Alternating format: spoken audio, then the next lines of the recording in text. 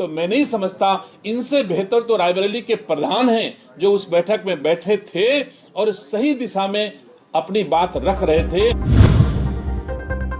एक भी इसमें से किसी दलित को आपने टिकट नहीं दिया है, तो क्या इसके लिए आप देशवासियों से माफी मांगेंगे राहुल जी?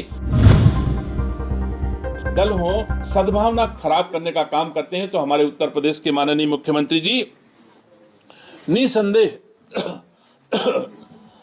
सुशासन देने का। मुझे इस बात का दुख है कि जिन लोगों से नफरत कर रहे हैं 80% लोगों से, उन्हीं लोगों ने वोट देकर के इनको संसद पहुंचाया है, तो क्या उनसे माफी मांगेंगे?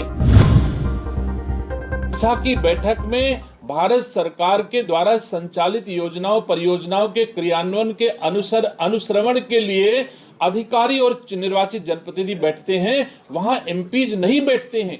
इतनी भी जानकारी एक सांसद को नहीं है। जो आरक्षित श्रेणी पिछड़ों को केवल टिकट दिया है, एक भी इसमें से किसी दलित को आपने टिकट नहीं दिया है, तो क्या इसके लिए आप देशवासियों से माफी मांगेंगे राहुल जी? कि आपने रायबरेली के लोगों जिस बैठक में बैठे थे, उसी बैठक में चुने हुए जनप्रतिनिधि बैठे थे, उन जनप्रतिनिधियों के बीच में आपने जो टिकट दिए हैं उसमें आप स्वयं देख सकते हो कि आपने दलितों पिछड़ों के साथ न्याय किया है आपके हिसाब से। मैं ये भी पूछना चाहता हूं कि चाहे आप पूरे देश की बात कर लो, चाहे रायबरेली अमेठी की बात कर लो, चाहे 10 जनपद की बात कर लो, 10 जनपद के भीतर भी आपके 2 सांसद हैं और तीसरा लड़ रहा है। इनमें से कितने दलितों और पिछड़ों को आपने आरक्षण दिया, यह भी तो देश के सामने आप बताओ। कहीं अगर चाहते तो वायनाड से किसी एक दलित और पिछड़े को आप टिकट दे करके सांसद बना सकते थे। आप चाहते तो राजस्थान से, जहां आपने अपनी मां को, वो भी अस्वस्थ होने के कारण, रिटायर होने के कारण आपने राज्यसभा भेजा है, वहां एक दलित को आप भेज सकते थे, वहां तो आपने नहीं भेजा।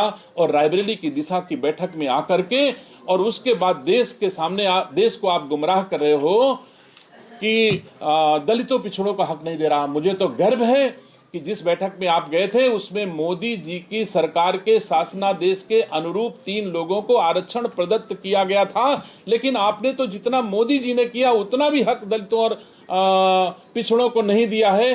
तो सम्मानित साथियों, मुझे दुख होता है इस तरह से कि हमारे देश के सांसद ही नहीं, देश में नेता प्रतिपक्ष हैं, कैसे वो सदन इनकी योग्यता को समझ पाएगा, कैसे देश इन पर गर्व कर पाएगा? जगह जगह नफरत फैला रहे हैं, सद्भावना देश से खत्म कर रहे हैं। मैं आप सबके माध्यम से देशवासियों को, रायबरेली वासियों को आश्वस्त करता हूं कि राहुल गांधी जी सद्भावना बिगाड़ करके देश में आग लगाने का जो काम कर रहे हैं, ये अगर नहीं रोकेंगे तो मैं न्यायालय जाऊंगा। वैसे मैं उम्मीद करता हूं कि हमारे देश के यशस्वी प्रधानमंत्री जी का पानी, अगर ये आग फैलाते हैं तो वो पानी जो सबका साथ सबका विकास के रूप में देश में दिखाई देता है, वो ठंडा करने के लिए पर्याप्त है।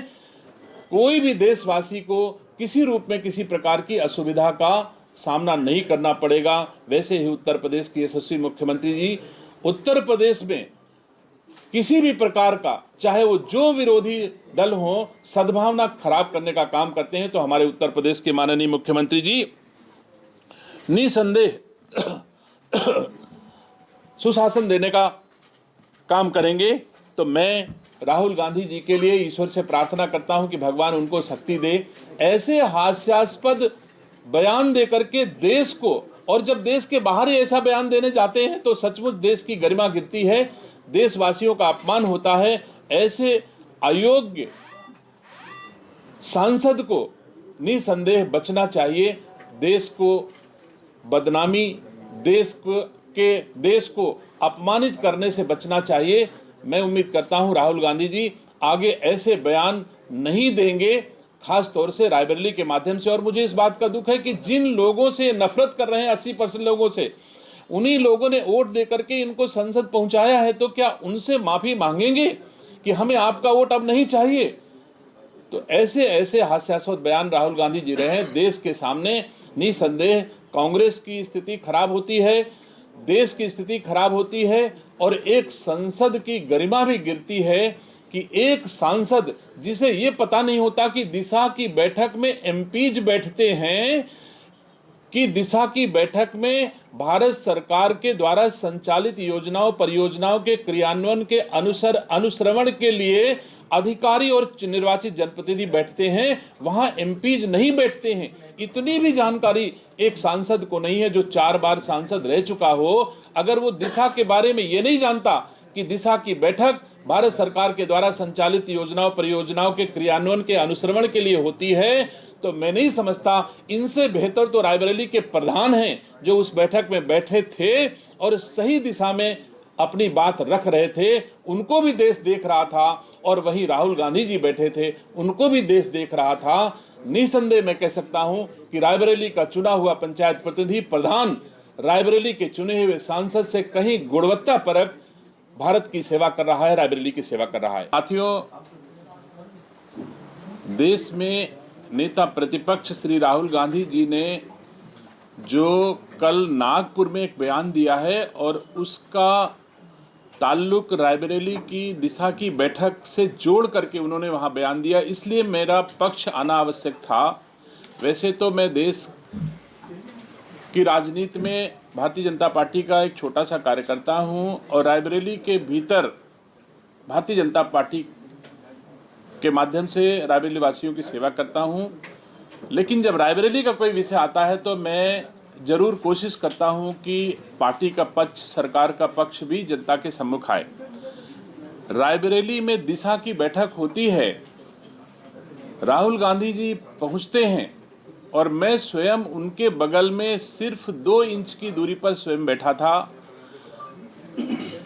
नागपुर में जाके उन्होंने कहा कि मैंने कहा कि आप लोग परिचय दे दो, जबकि ये पूर्णतया असत्य है। परिचय रायबरेली की जिला अधिकारी ने कहा कि आप सब बैठे अधिकारी अपना परिचय दे दो, तो सभी जनप्रतिनिधियों और सभी अधिकारियों ने अपना अपना परिचय दिया।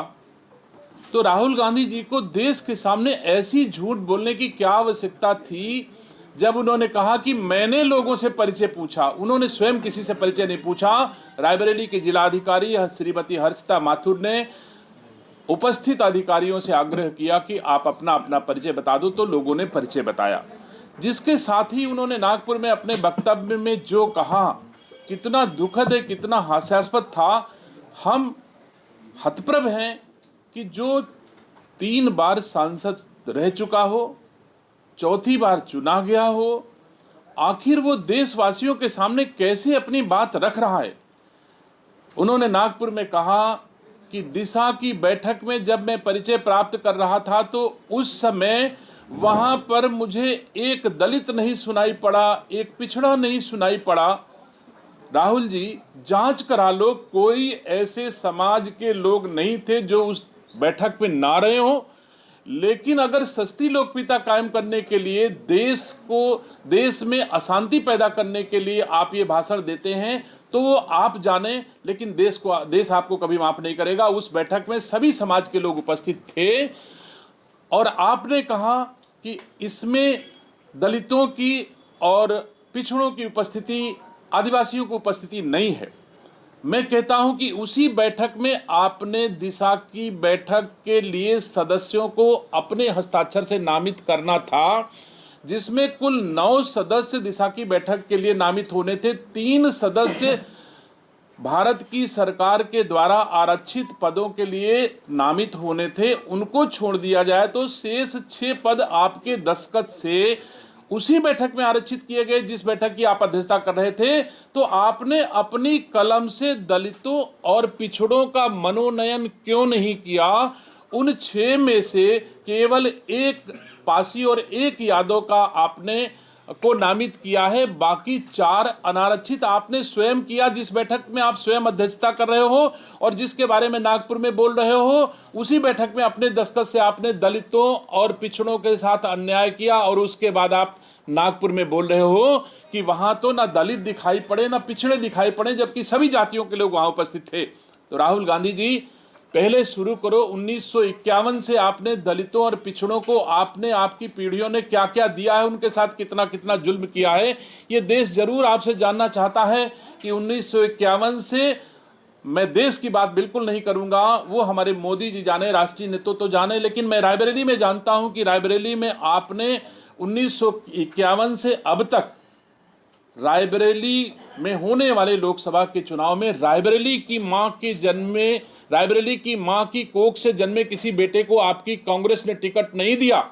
और रही बात दलितों पिछड़ों की, तो मैंने एक डाटा प्रस्तुत कर रहा हूं अपने प्रेस के लोगों के माध्यम से, जिसमें 1951 से 2022 तक हुए विधानसभा के चुनाव में कांग्रेस के द्वारा दिए गए विधानसभा के टिकटों की सूची आपके सम्मुख प्रस्तुत कर रहा हूं, जिसमें 8 बार चुनाव का ब्यौरा है। वैसे मैं 51 से ब्यौरा दे सकता था, लेकिन बड़ा हो जाता, तो मैंने केवल 91 से आपको ब्यौरा दे रहा हूं। 22 के बीच में 8 बार विधानसभा के चुनाव हुए और 4 अनारक्षित विधानसभाएं हैं रायबरेली में आपकी लोकसभा में, और 4 में केवल 4 लोगों को आपने आरक्षित श्रेणी पिछड़ों को केवल टिकट दिया है। एक भी इसमें से किसी दलित को आपने टिकट नहीं दिया है। तो क्या इसके लिए आप देशवासियों से माफी मांगेंगे राहुल जी, कि आपने रायबरेली के लोगों, जिस बैठक में बैठे थे उसी बैठक में चुने हुए जनप्रतिनिधि बैठे थे, उन जनप्रतिनिधियों के बीच में आपने जो टिकट दिए हैं उसमें आप स्वयं देख सकते हो कि आपने दलितों पिछड़ों के साथ न्याय किया है आपके हिसाब से। मैं ये भी पूछना चाहता हूं कि चाहे आप पूरे देश की बात कर लो, चाहे रायबरेली अमेठी की बात कर लो, चाहे 10 जनपद की बात कर लो, 10 जनपद के भीतर भी आपके 2 सांसद हैं और तीसरा लड़ रहा है। इनमें से कितने दलितों और पिछड़ों को आपने आरक्षण दिया, ये भी तो देश के सामने आप बताओ। कहीं अगर चाहते तो वायनाड से किसी एक दलित और पिछड़े को आप टिकट दे करके सांसद बना सकते थे। आप चाहते तो राजस्थान से, जहां आपने अपनी मां को, वो भी अस्वस्थ होने के कारण, रिटायर होने के कारण आपने राज्यसभा भेजा है, वहां एक दलित को आप भेज सकते थे, वहां तो आपने नहीं भेजा। और रायबरेली की दिशा की बैठक में आकर के, और उसके बाद देश के सामने देश को आप गुमराह कर रहे हो कि दलितों पिछड़ों का हक नहीं दे रहा। मुझे तो गर्व है कि जिस बैठक में आप गए थे उसमें मोदी जी की सरकार के शासनादेश के अनुरूप 3 लोगों को आरक्षण प्रदत्त किया गया था। हमसे जुड़े रहने के लिए हमारे YouTube चैनल को सब्सक्राइब करें और नई वीडियो की नोटिफिकेशन के लिए बेल आइकॉन को दबाएं। अगर आप ये वीडियो Facebook पर देख रहे हैं तो लाइक जरूर करें और ज्यादा से ज्यादा शेयर करें। धन्यवाद।